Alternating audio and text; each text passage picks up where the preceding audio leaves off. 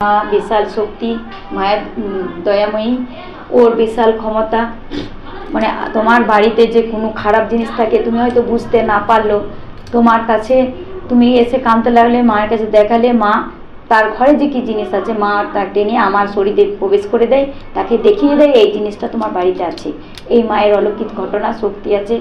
আগাম মা জানাই দিতে পারবে যে তোমার বাড়িতে কি হবে বা তোমাদের কি বিপদ আসতে চলেছে, মা এটা বলে দিতে পারে। আগে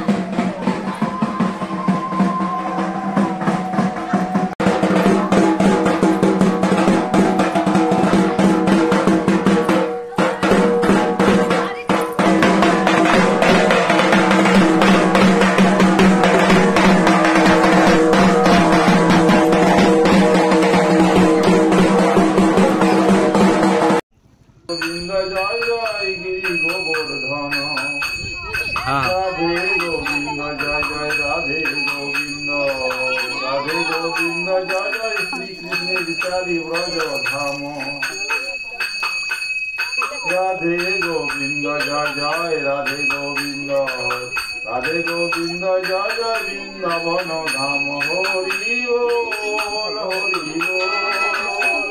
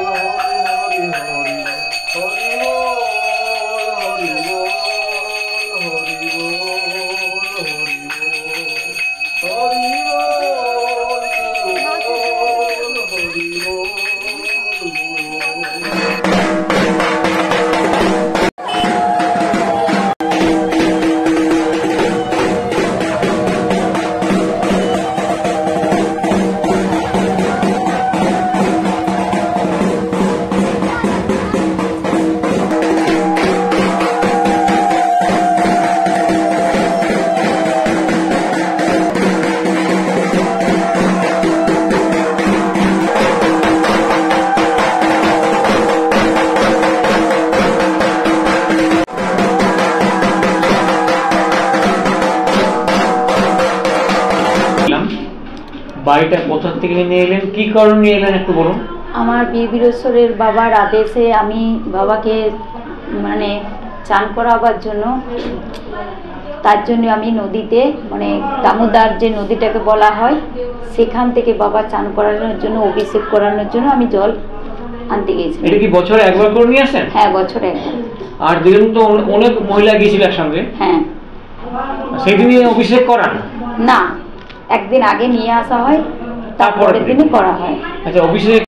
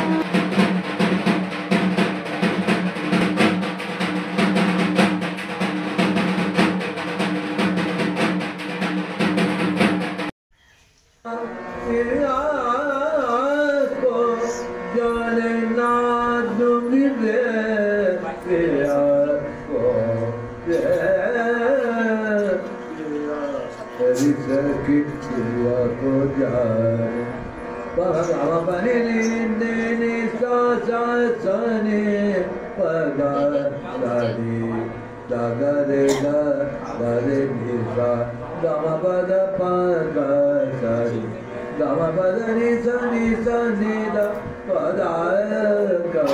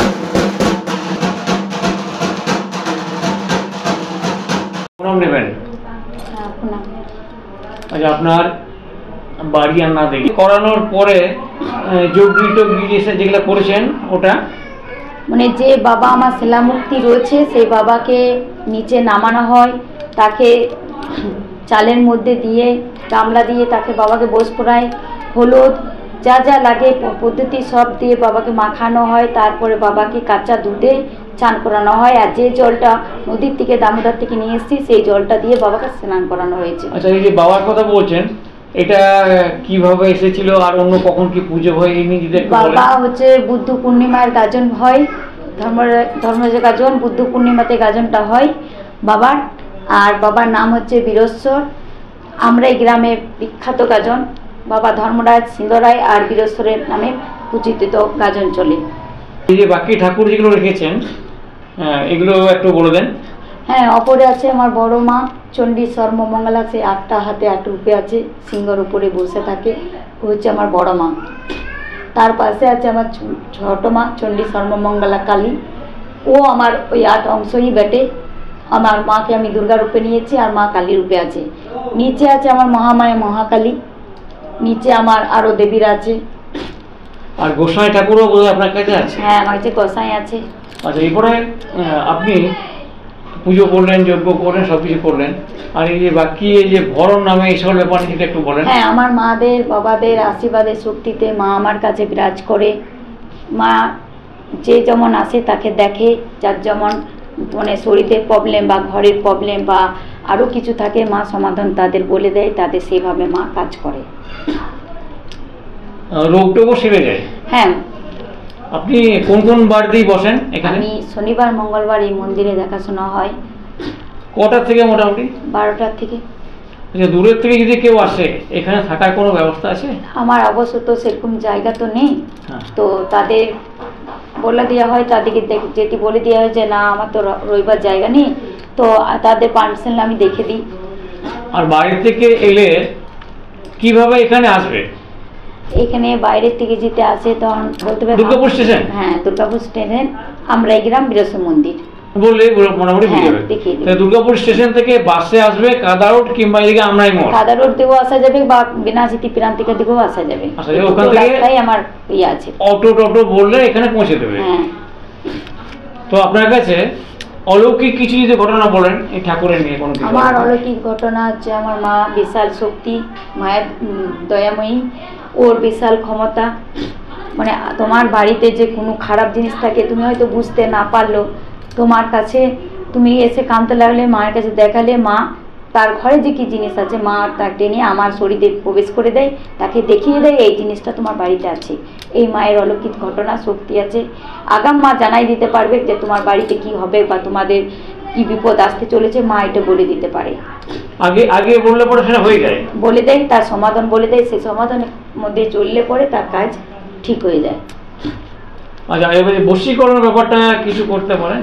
বশীকরণ বলতে মা, বশীকরণ কাকে বলে, মানে যোগ বড়ি যারা করে জড়িবাটা দেয়, আমি জড়িবটো দিই না, আমার এখানে কোনো জড়ি দেওয়া হয় না। কিন্তু মাদের যে মাদুলি আরে লাগে সেগুলো শিকড় বাকড় সেগুলো দিয়ে আমি মাদুলিগুলা ভরে দিই, কাজ হয়। বা কারুর যদি চান করা থাকে মা স্বয়ং নেমে চান করায়। বশীকরণ মায়ের কাছে এসে যদি বলে যে আমার স্বামী আমাকে দেখতে পাচ্ছে না, মা তাকে বলে দেয় যে এইভাবে কাজটা করে দিচ্ছি, দেখ তোকে ঠিক দেখতে পারবে। আর যেগুলো হারিয়ে যায় বা বিচ্ছিন্ন হয়ে যায় বা সেগুলো মায়ের কাছে চলে যায় ধরুন কোনো কারণে, হ্যাঁ, এখানে মা আর আমার বাবা, দুই মা বাবা বলে আমার কাজ করে। আমার মা বাবার কাছে জানালে ঠিক মা রাস্তা দেখিয়ে দেয়, বাবাও রাস্তা দেখিয়ে দেয়। তাতে এসেছে একদম ধরনের উদাহরণ আছে। বহুত বহুত বহুত উপকার পেয়েছে। এমনকি এখানে মায়ের এমন একটা শক্তি, যার একটা বাচ্চা মানে 13-14 বছরের মেয়ে ছিল, সে মা জানতোই না যে আমার মেয়ে কোনোদিন মানে গায়ের ফুল হবেই না, মা জানতোই না। যখন মায়ের কাছে ধরলো যে আমার মেয়ে এত বছর হলো, মা আমার মেয়ের কেন গায়ের ফুলটা হয়নি, আমাকে তো বিয়ে দিতে হবে। তখন মা বললো তোর মেয়ে তো না মেয়ে না ছেলে, তুই তো জানিস না, তাহলে কী করে তোর মেয়ে এই জিনিসটা হবে ফুলটা। তখন মায়ের কাছে কাঁদতে লাগলো যে আমি তো লোকের ঘরে পাঠ করে আমি ছেলেদের মানুষ করছি, কি করে মা আমি এই মেয়েকে বিয়ে দেবো, কি করে কি করব। মা বললো আমি তোর মেয়েকে মেয়ে তৈরি করে দেবো। মা যে কথা দিলে 1 সপ্তাহ ভিতরে তার গায়ের ফুল ফুলিয়ে দিল।